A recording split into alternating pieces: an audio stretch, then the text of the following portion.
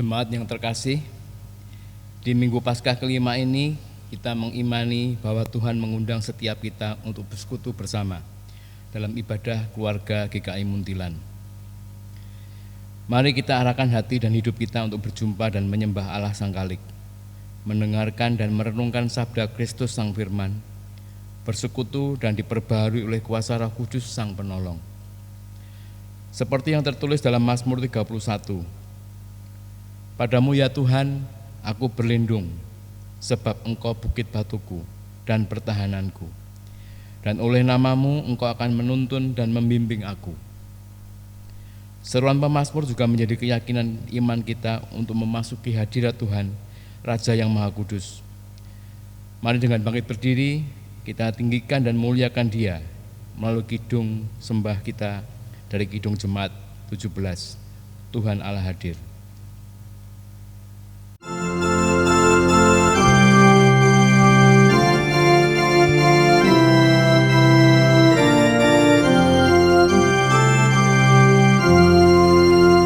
Tuhan Allah hadir pada saat ini, hai sembah sujud di sini. Diam dengan hormat, tubuh serta jiwa, tunduklah menghadap Dia. Marilah umatnya, hatimu serahkan dalam kerendahan.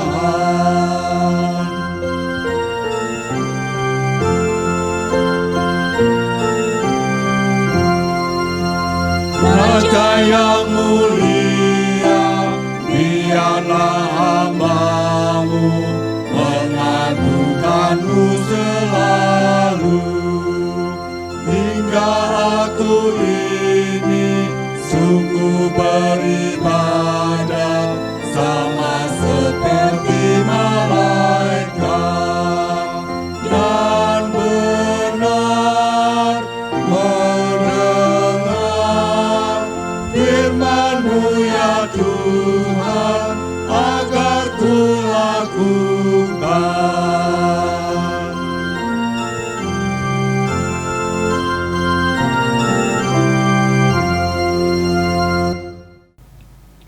Pertolongan kita adalah di dalam nama Allah Bapa, Pencipta langit dan bumi. Amin. Damai sejahtera dan cinta kasih persekutuan Allah Bapa, Putra dan Roh Kudus menyertai saudara. Dan menyertai-Mu juga. Hari ini kita memasuki minggu kedua di bulan Mei. Telah hampir 2 bulan kita beraktivitas, berkarya, dan beribadah bersama dengan keluarga di rumah. Tema ibadah minggu ini adalah keberanian menjalani kehidupan. Peristiwa kebangkitan Kristus memberikan kepastian akan sebuah kehidupan yang baru bagi setiap orang percaya yang hidup di dalamnya. Bahkan di tengah perubahan dan ketidakpastian yang saat ini kita jalani, kita diundang dan diteguhkan untuk berani hidup baru dengan menghayati apa yang telah Tuhan Yesus lakukan bagi kita. Apakah saat kita menjalani kehidupan yang Tuhan anugerahkan dengan tetap yakin bahwa Tuhan hidup dan tinggal di antara kita, dan kita percaya akan kuasa-Nya? Mari kita berdoa. Ya Tuhan yang Maha Kuasa, Sang Pemilik kehidupan, saat ini kami kembali datang ke hadirat-Mu. Kemenangan-Mu atas maut memberikan kekuatan bagi kami untuk menjalani kehidupan, bahkan memberikan kami kekuatan menghadapi kematian. Tetapi ya Tuhan, terkadang kami lupa bagaimana kami seharusnya memaknai kemenangan-Mu atas maut dalam hidup kami. Kami lebih mengandalkan kekuatan dan akal kami yang membuat kami mengeluh ketika berada dalam kesengsaraan, kesakitan, penderitaan, dan penindasan dari dunia. Tuhan yang Maha Rahim, ampuni kami, sebab kami kerap bertindak semau kami dan lupa akan pengorbanan-Mu yang memberikan kami hidup baru. Kami tergoda untuk menjalani hari kami dengan cara dan sikap yang sama, yang tidak berkenan kepadamu. Kasihani dan murnikanlah kami ya Tuhan, dan pimpinlah kami senantiasa supaya kami tetap berpengharapan dan bersedia meneladani Yesus dalam kehidupan kami. Teguhkan kami bahwa hanya Kristus yang kami tinggikan dan nyatakan. Di dalam Kristus kami mohon ampun dan berdoa. Amin.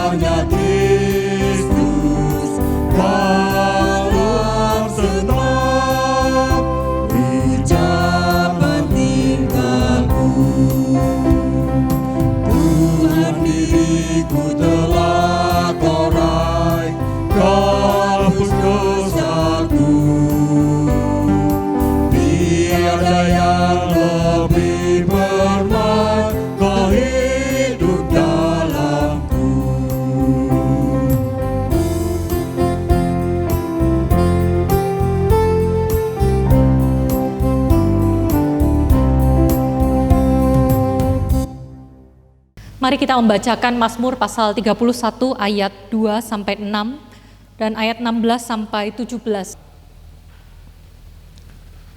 Padamu ya Tuhan aku berlindung, janganlah sekali-kali aku mendapat malu. Luputkanlah aku oleh karena keadilan-Mu. Ya Tuhan, kepadamu kami berlindung. Sendengkanlah telingamu kepadaku, bersegeralah melepaskan aku. Jadilah bagiku gunung batu tempat perlindungan, kubu pertahanan untuk menyelamatkan aku. Ya Tuhan, kepadamu kami berseru dan berserah. Engkau akan mengeluarkan aku dari jaring yang dipasang orang terhadap aku, sebab Engkaulah tempat perlindunganku. Ya Tuhan, kepadamu keluarga kami berlindung. Ke dalam tangan-Mu lah kuserahkan nyawaku, Engkau membebaskan aku ya Tuhan, Allah yang setia. Ya Tuhan, kepadamu keluarga kami berseru dan berserah. Masa hidupku ada dalam tangan-Mu. Lepaskanlah aku dari tangan musuh-musuhku dan orang-orang yang mengejar aku. Buatlah wajah-Mu bercahaya atas hamba-Mu. Selamatkanlah aku oleh kasih setia-Mu. Tuhan adalah perlindungan dan pemelihara hidup kita.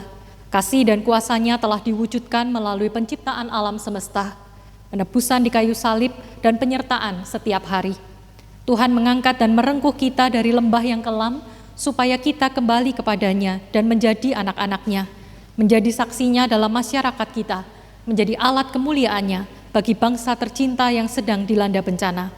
Kita nyatakan pengakuan kita akan kebesaran kuasa Tuhan, sekaligus juga persiapan membuka hidup untuk dirangkul oleh kebenaran firman Tuhan melalui NKB nomor 23 di dalam kasih yang teguh.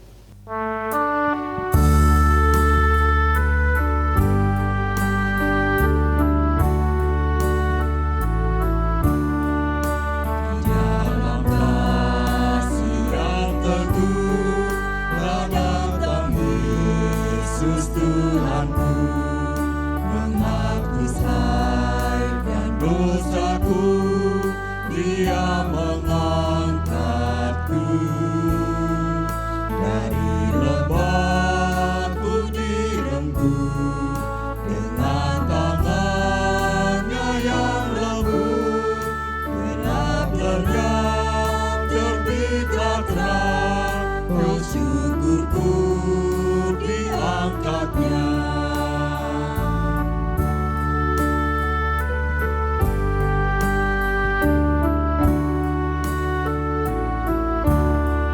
Suaranya telah ku dengar memanggil aku yang jemaat, meskipun dosaku besar, Dia mengangkatku dari lembahku direnggut dengan tangannya yang lembut, gelap lenyap terbitlah terang, oh syukurku diangkatnya.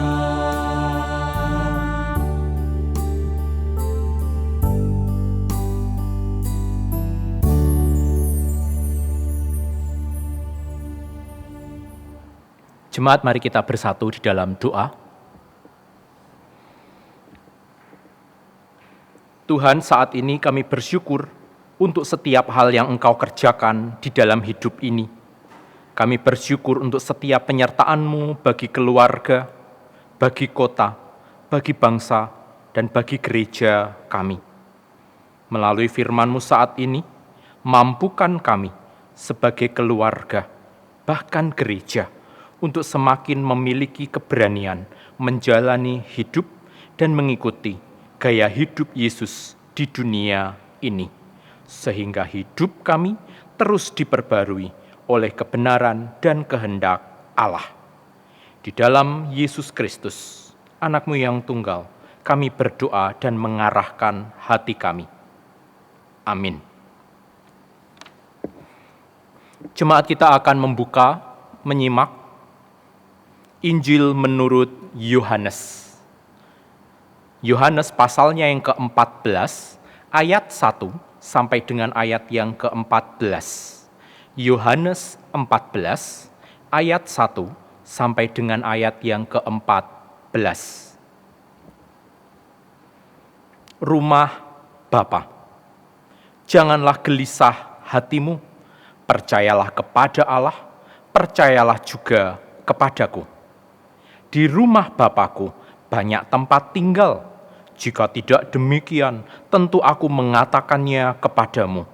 Sebab aku pergi ke situ untuk menyediakan tempat bagimu. Dan apabila aku telah pergi ke situ dan telah menyediakan tempat bagimu, aku akan datang kembali dan membawa kamu ke tempatku, supaya di tempat di mana aku berada, kamu pun berada. Dan kemana aku pergi, kamu tahu jalan ke situ. Kata Thomas kepadanya, Tuhan, kami tidak tahu kemana Engkau pergi, jadi bagaimana kami tahu jalan ke situ? Kata Yesus kepadanya, Akulah jalan dan kebenaran dan hidup. Tidak ada seorang pun yang datang kepada Bapa kalau tidak melalui aku. Sekiranya kamu mengenal aku, pasti kamu juga mengenal Bapa-Ku. Sekarang ini kamu telah mengenal Dia dan kamu telah melihat Dia. Kata Filipus kepadanya, Tuhan, tunjukkanlah Bapa itu kepada kami. Itu sudah cukup bagi kami. Kata Yesus kepadanya, telah sekian lama aku bersama-sama kamu, Filipus, namun engkau tidak mengenal aku. Barang siapa telah melihat aku, ia telah melihat Bapa. Bagaimana engkau berkata, tunjukkanlah Bapa itu kepada kami? Tidak percayakah engkau bahwa aku di dalam Bapa dan Bapa di dalam aku? Apa yang aku katakan kepadamu, tidak aku katakan dari diriku sendiri, tetapi Bapa yang diam di dalam aku, Dialah yang melakukan pekerjaannya. Percayalah kepadaku bahwa aku di dalam Bapa dan Bapa di dalam aku, atau tidaknya. Percayalah karena pekerjaan-pekerjaan itu sendiri. Aku berkata kepadamu, sesungguhnya barang siapa percaya kepadaku, ia akan melakukan juga pekerjaan-pekerjaan yang aku lakukan. Bahkan pekerjaan-pekerjaan yang lebih besar daripada itu. Sebab aku pergi kepada Bapa, dan apa juga yang kamu minta dalam namaku, aku akan melakukannya supaya Bapa dipermuliakan di dalam Anak. Jika kamu meminta sesuatu kepadaku dalam namaku, aku akan melakukannya. Demikianlah Injil Kristus. Yang berbahagia mereka yang mendengar dan menyimpannya. Haleluya. Jemaat yang terkasih, di tengah musim wabah, teks kita hari ini kita baca kembali. Di rumah Bapakku banyak tempat tinggal. Aku akan datang kembali dan membawa kamu ke tempatku. Bagian ini biasanya dikhotbahkan dalam kebaktian kedukaan. Jadi di tengah wabah, teks kita ngomong tentang khotbah atau ayat yang sering dipakai pada waktu kebaktian kedukaan. Apalagi Bapak Ibu, belakangan di media, pesan maut siap menjemput itu menjadi populer. Apalagi karena adanya gambar atau klip pengusung peti dari Ghana.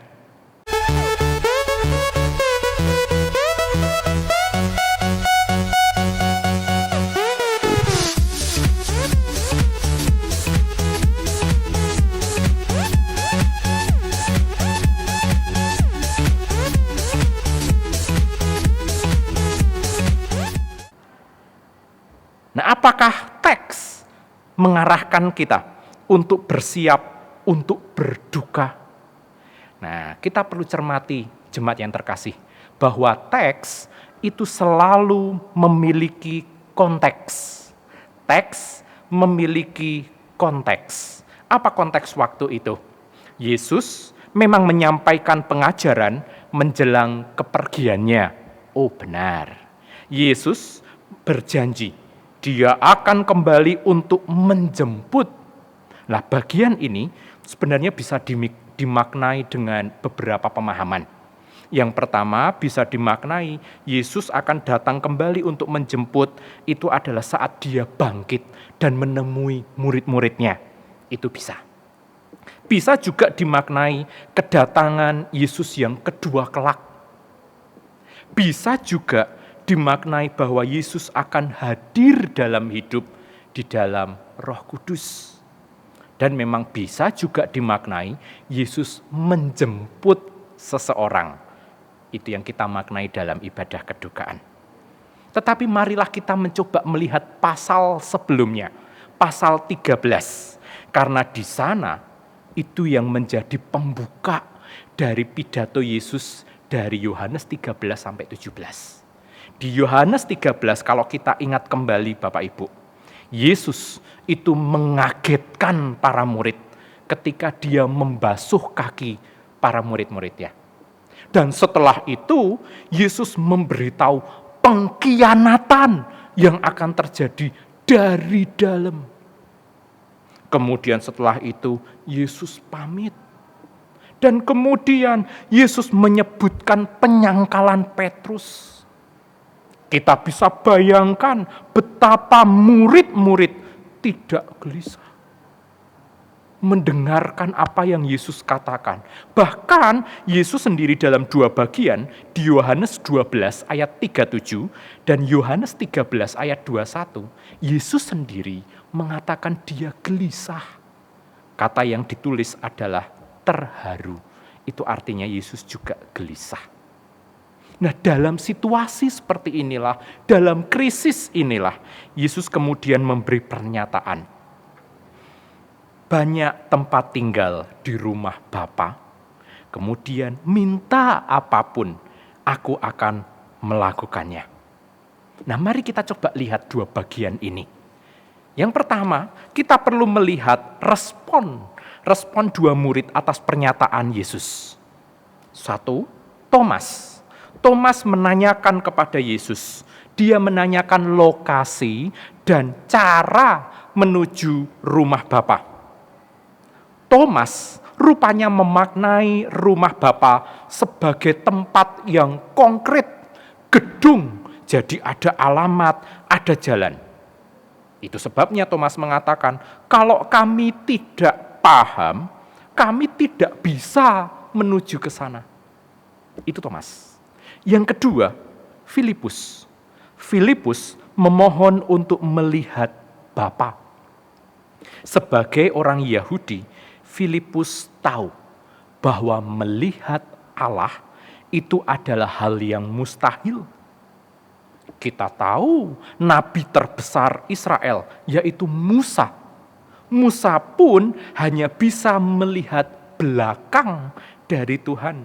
Kenapa? Sebab Tuhan menutup mata Musa saat berjalan di depannya. Itu kita bisa temukan di dalam Keluaran 33 ayat 20-23. Dalam pemikiran Filipus, kami butuh kepastian sebelum menuju ke rumah Bapa. Jadi dengan mengajukan pertanyaan yang mustahil, maunya Filipus, pastikan kami supaya kami bisa menuju ke rumah Bapa itu. Nah, jemaat yang terkasih, terhadap respon dua murid itu, ada tafsir yang menjelaskan demikian. Dari 14 ayat yang tadi kita baca, Yesus menyebutkan kata Bapa 13 kali. 13 kali kata Bapa di dalam 14 ayat. Inilah yang disebutkan dalam tafsir fokus dalam Yohanes 14 ayat 1 sampai dengan 14. Bahwa Yesus ini berbicara tentang Allah Bapa.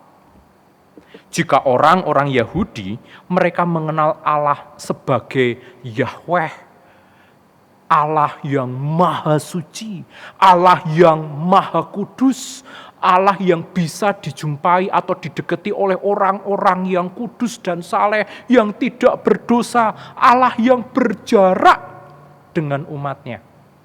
Maka Yesus mengenali, menyebut, mengajarkan Allah sebagai Bapa.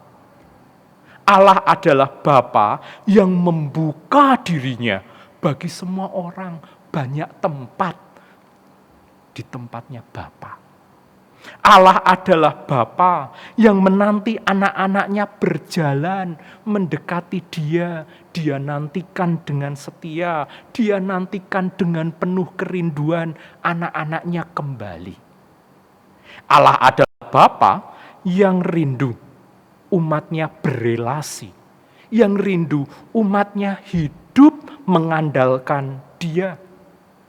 Nah, di dalam terang ini, maka rumah Bapa itu bukan gedung, rumah Bapa itu bukan lokasi, tetapi adalah relasi. Relasi yang erat dengan Allah Bapa, inilah yang dihidupi dan ditunjukkan Yesus pada murid-muridnya. Dan inilah anugerah. Sebab tidak bisa seorang mengandalkan dirinya, mengandalkan kekuatannya, mengandalkan kemampuannya, mengandalkan kepandaiannya, mungkin kekayaannya, jabatannya, popularitasnya untuk memahami, untuk melihat rumah Bapa. Tidak bisa. Ini hanya bisa dialami, ini hanya bisa dihidupi di dalam dan melalui Yesus Kristus. Itu yang pertama. Yang kedua, 2 kali tadi kita baca di akhir perikop Yesus mengatakan, apa juga yang kamu minta dalam namaku, aku akan melakukannya. Janji yang indah jemaat.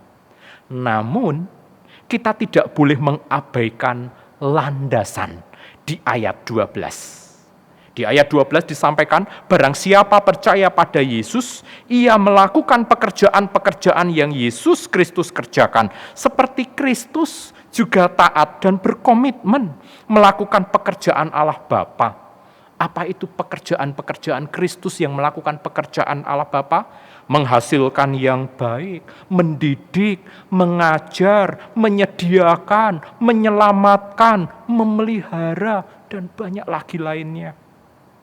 Jadi, apabila kita gabung di sini, permintaan seseorang itu tidak dipenuhi oleh karena siapa atau identitas orang itu, tidak dipenuhi oleh karena prestasi orang itu, bukan pula dipenuhi karena cara meminta yang khusus atau demi kepentingan orang itu, tetapi dipenuhi karena saat kita atau saat orang itu menjalankan perintah Allah, melakukan karya Allah, disitulah dia tahu apa isi hati Allah. Sehingga dia paham betul apa yang akan dia minta kepada Tuhan. Sebab permintaan itu akan memuliakan Allah Bapa. Sebagai analoginya jemaat, saat ayah saya masih hidup, saat beliau masih sehat, setiap pulang ke Moon Island, ke Muntilan Bapak Ibu, saya ditanya, mau makan apa? Kalau saya menjawab, Pak, saya mau makan ayam goreng resto A. Nah, kemudian ayah, papa saya, oh ya, mah belikan gitu ya. Jadi dituruti, tetapi mukanya itu asem gitu ya. Lah, saya tahu, ayah saya, papa saya, itu jago masak nasi goreng. Atau kalau enggak masak tongseng. Nah, jadi kalau misalnya dia tanya mau makan apa, saya akan katakan, Pak, saya mau nasi goreng. Wah, kemudian papa itu bisa membuat nasi goreng itu dengan bangga, dengan semangat, dengan sebaik-baiknya. Karena saya tahu, saya mengenal ayah saya tahu apa yang saya minta dan dipenuhi, karena itu juga membawa sukacita dan memuliakan papa saya. Jadi ini loh Bapak Ibu, Yohanes 14 ayat 1 sampai dengan ayat 14, poin pertama dan poin kedua, rumah Bapa dan hak meminta dari Tuhan, jangan dipotong begitu saja. Rumah Bapa dan hak meminta kepada Tuhan, itu lebih kepada bagaimana kita mengenal isi hati Bapa. Bagaimana kita mengenal Allah Bapa yang berelasi dengan kita, sehingga kita memperoleh kekuatan dan berani menjalani hidup bahkan di tengah krisis. Nah, jika demikian, maka pesan Yesus 2000 tahun yang lalu kepada para muridnya di dalam krisis, ini juga relevan kepada kita yang sedang berada di dalam pandemi COVID-19. Dua hal kita bisa terapkan, kita bisa aplikasikan, kita bisa refleksikan. Satu, wabah COVID-19 memperlihatkan bahwa tua, muda, kaya, miskin bisa kena. Menteri bisa kena. Bupati bisa kena. Rakyat bisa tertular. Dokter bisa mati. Pendeta bisa mati. Penatua bisa mati. Oleh karena itu, berhadapan dengan virus yang ukurannya jauh lebih kecil dari rambut, manusia tidak berdaya. Masihkah kita berani dengan mengandalkan kekuatan, pengetahuan, kekayaan, jabatan, kesalehan kita yang rapuh dan sementara itu? Mungkin bisa jadi justru masa krisis ini adalah kesempatan kita mengecek, melihat kembali, memperbaiki relasi kita dengan Tuhan. Kita bisa berdoa, kita bisa kembali rajin membaca Alkitab. Kita bisa memperbaiki relasi dengan keluarga kita saat kita bekerja di rumah, beribadah di rumah, sekolah di rumah. Kita bisa berinteraksi dengan keluarga kita. Mungkin kesempatan ini adalah kesempatan yang baik untuk mengecek kembali iman kita. Nah, jemaat di gereja sekarang ada persekutuan doa online, ada pemahaman Alkitab online. Kita bisa bergabung untuk memelihara iman. Kita bisa bergabung di sana untuk belajar, mengetahui kehendak Tuhan, mengikutinya, sehingga kita bisa berani menjalani hidup. Meski kita tidak tahu kapan wabah ini selesai. Meski kita tidak tahu kapan kita bisa beribadah lagi di gereja. Itu yang pertama. Yang kedua, keberanian menjalani hidup terkadang membutuhkan sahabat atau komunitas. Lah disinilah gereja berperan untuk menjadi agen karya dan kemuliaan Tuhan. Gereja mungkin ditutup untuk ibadah ritual. Tetapi gereja bisa terbuka. Gereja bisa dibuka dalam arti untuk menyelenggarakan ibadah yang aktual, ibadah dalam wujud menolong sesama, ibadah dalam wujud membalut yang terluka, ibadah dalam wujud memberdayakan yang bertalenta. Keberanian menjalani hidup bisa diperlihatkan justru dengan kita melayani yang berduka, menopang yang jatuh dalam bentuk doa, dalam bentuk dana, dalam bentuk daya. Itu sebabnya berani menjalani hidup berarti kita semua diundang untuk berpartisipasi, bergerak sebagai komunitas dan gereja Kristus. Kita bisa terlibat dalam berbagai pelayanan sosial di masa COVID-19 ini. Supaya yang kita layani, mereka juga bisa berani menjalani hidup. Selamat berani menjalani hidup bersama Tuhan, di dalam Tuhan. Amin.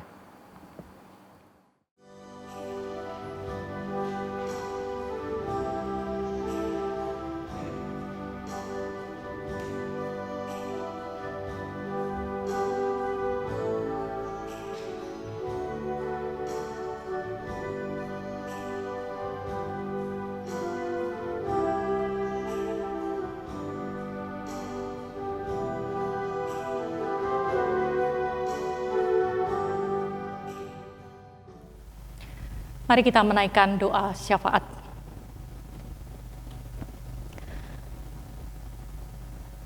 Bapa di dalam surga, kalau sampai saat ini kami belum dapat menikmati kebersamaan di dalam ibadah kami di rumah Tuhan, tapi kami yakin dan percaya Tuhan hadir dan menyapa setiap kami secara pribadi dimanapun saat ini kami berada.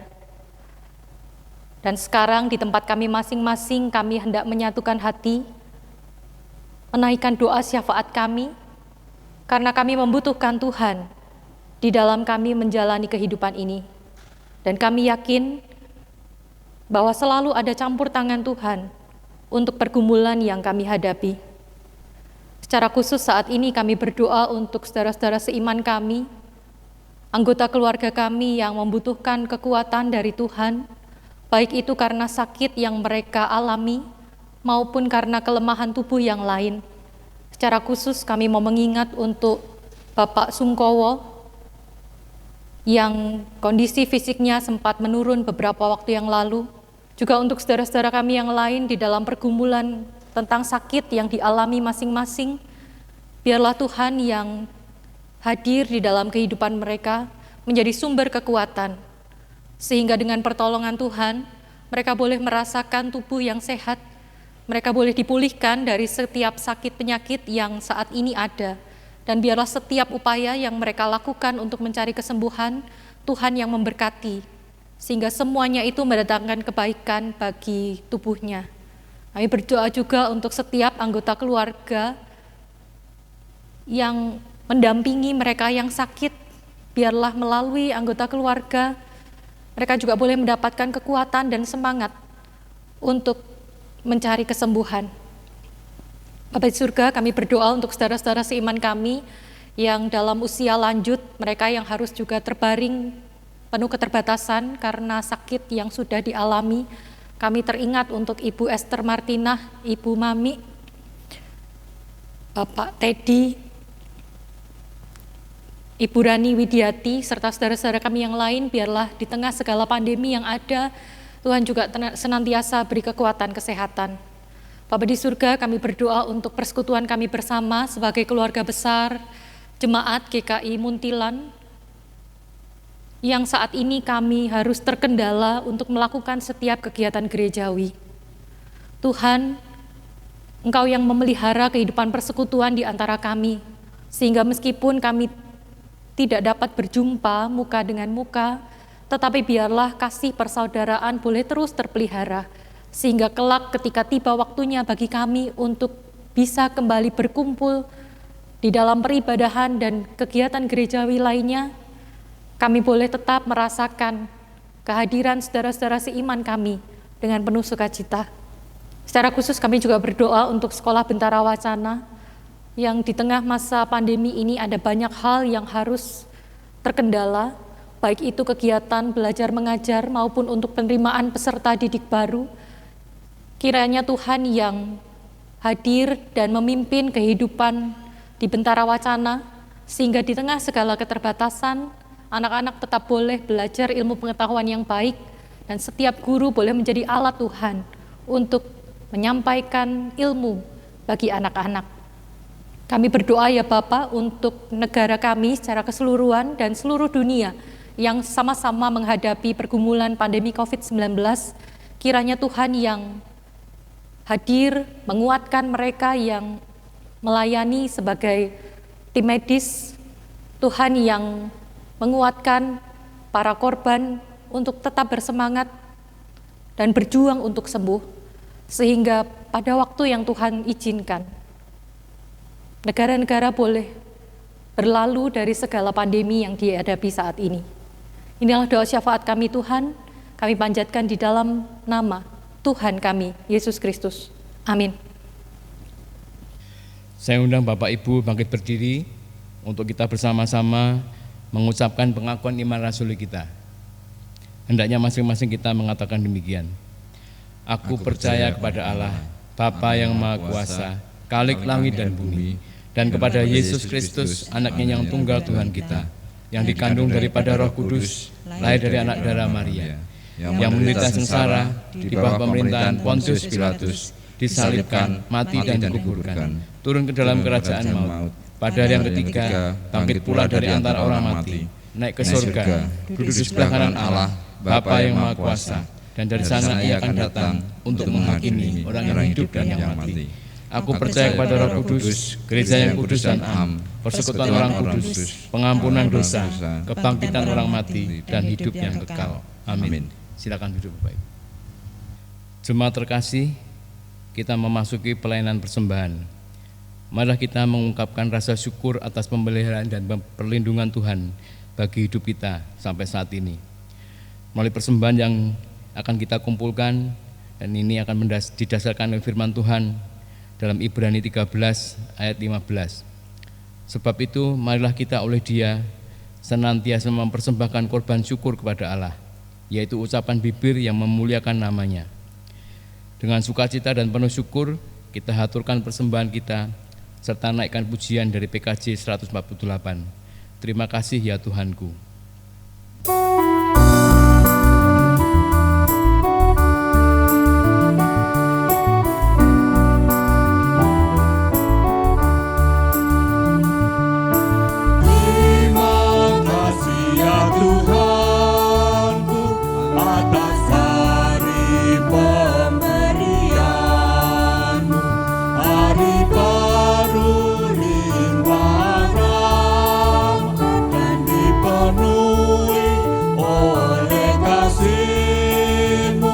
Kau curahkan pada umat-Mu, Kau curahkan pada umat-Mu.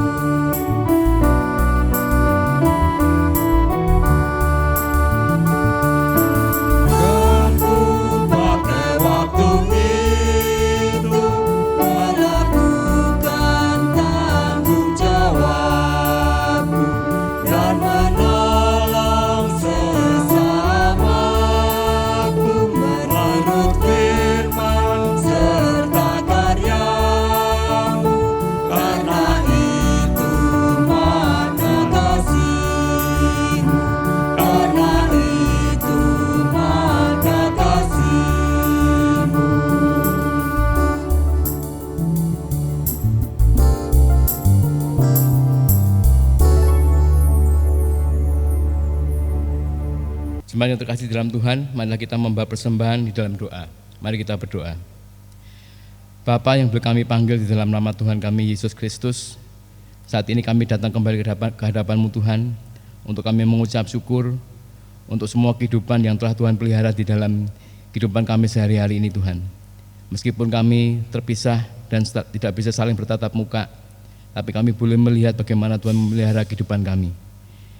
Kami membawa persembahan kami sebagai ungkapan syukur, dan kami memohon kepada Tuhan untuk mengkuduskan dan memberkati persembahan kami. Kami percaya melalui persembahan ini, gereja Tuhan akan terus melayani di tengah-tengah masyarakat dan bersama-sama dengan jemaat. Terima kasih, di dalam nama Tuhan Yesus kami berdoa. Amin. Jemaat yang terkasih, hidup kita adalah anugerah Tuhan. Karena itu kita diajak untuk bertanggung jawab dengan menjalani hidup kudus sesuai panggilan sebagai orang percaya meski di tengah jalan yang sukar. Kita bangkit berdiri dan nyatakan kesediaan kita untuk menjalani ibadah yang sejati dalam hidup sehari-hari dengan NKB nomor 213. Kita sudah ditebus olehnya.